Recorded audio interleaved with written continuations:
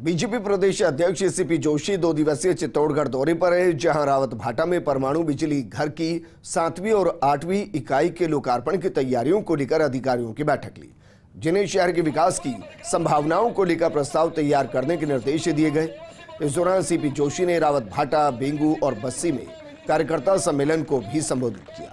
वहीं गांव मानपुरा में विकास कार्यों का लोकार्पण किया।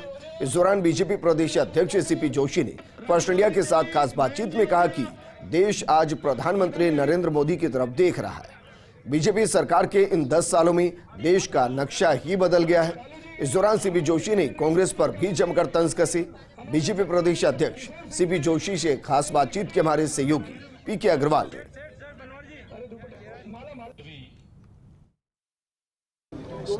भाजपा प्रदेश अध्यक्ष सीपी जोशी इन दिनों अपने संसदीय क्षेत्र के दौरे पर निश्चित तौर पर रावत भाटा, बेगू और बस्सी में कार्यकर्ता सम्मेलन को संबोधित भी किया है और रावत भाटा में एक बड़ी बैठक भी ली अधिकारियों की। जानने की कोशिश करेंगे। निश्चित तौर पर रावत भाटा को बड़ी सौगात मिलने वाली है और प्रधानमंत्री के आने का भी आपने बताया कि जिस प्रकार से वो पहुँचेंगे। देखिए, पिछले 10 वर्षों में इस क्षेत्र को जो मिला है और रावत भाटा में भी पूरे दुनिया के और हिंदुस्तान के जो परमाणु संयंत्र है उसमें सबसे अच्छा काम करने वाला जो यूनिट है वो रावत भाटा का है। और माननीय प्रधानमंत्री जी को आग्रह किया था, मैं सोचता हूँ शीघ्र ही वो उस स्थान पर आएंगे। पहले 1-2 यूनिट थी, आदरणीय अटल जी के हाथों वो राष्ट्र के नाम समर्पित हुई। अब 7-8 यूनिट हो रही है, तो माननीय प्रधानमंत्री जी वहाँ आए, इसके लिए हम सब लोगों का आग्रह है। निश्चित तौर पर लोकसभा चुनाव की तैयारियां हो गई और तीसरी बार पार्टी ने आपके ऊपर भी भरोसा किया है, क्षेत्र का दौरा भी शुरू कर दिया आपने, लेकिन आपको घेरने की पूरी तैयारी हो रही है। उदयलाल आंजना कांग्रेस से आने वाले हैं, भारत आदिवासी पार्टी भी यहाँ प्रत्याशी उतारने की तैयारी कर रही है, राजपूत चेहरा सामने हो सकता है। कैसे देखते हैं इन सारी चीज़ों को? देखिए, पॉलिटिकल पार्टियां किस लिए बनी है? सभी अपना प्रत्याशी उतारेंगे, सभी पार्टियां वो प्रयास करेंगे वो उनका बेहतर वो हो। लेकिन आप ये देखिए कि कहीं न कहीं कांग्रेस पार्टी में 2019 में भी राहुल गांधी जी अपनी उत्तर प्रदेश की लोकसभा छोड़कर वायनाड गए थे। और ये देश भर के हालात हैं कि किन परिस्थितियों में चुनाव हो रहे हैं और चुनाव लड़ना पड़ रहा है। ये क्यों हुआ कि आज़ादी के इतने वर्षों तक जिन पार्टियों ने शासन किया और 10 वर्षों में मोदी जी ने काम किया, लोग उसमें अंतर देख रही हैं कि आखिर क्या कारण है कि इन 10 वर्षों में जो काम हुआ वो आपने 50 वर्षों तक नहीं कर पाए।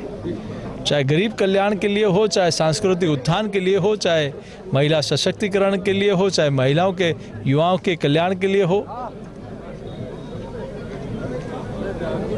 इसीलिए देश की जनता का अटूट विश्वास मोदी जी के प्रति है। और आप देख रहे हैं कि अंदर खाने कांग्रेस के लोग भी कह रहे हैं कि क्लीन स्वीप है। और इसीलिए बाकी राजनीतिक पार्टियां चूंकि चुनाव आयोग में रजिस्टर्ड हैं, तो कहीं न कहीं वो सब लोग अपनी भूमिका निभाएंगी। लेकिन देश की जनता ने तय कर लिया फिर एक बार मोदी सरकार। लेकिन आज जिस प्रकार से उदयलाल आंजना से हमारी बात हुई, भाजपा के पास कोई मुद्दे नहीं है। राम मंदिर को लेके जाएंगे, हमारी भी राम में आस्था है, लेकिन वो कौन से मुद्दे होंगे जिन्हें भारतीय जनता पार्टी इस बार विधानसभा चुनाव में, लोकसभा चुनाव में खासकर राजस्थान में लेके उतरेगी? मैं उनको बता दूं, 2004 से 14 का वो अपना रिकॉर्ड उठाएं और 14 से 24 का मेरा 10 साल का रिकॉर्ड उठाएं। 10 साल यूपीए और ये 10 साल एनडीए। अगर उससे कई गुना ज़्यादा नहीं हो तो राजनीति में जनता के सामने वोट मांगना बंद कर देंगे। अपना हिसाब किताब तो लाइए। क्या आपने उन 10 वर्षों में क्या किया?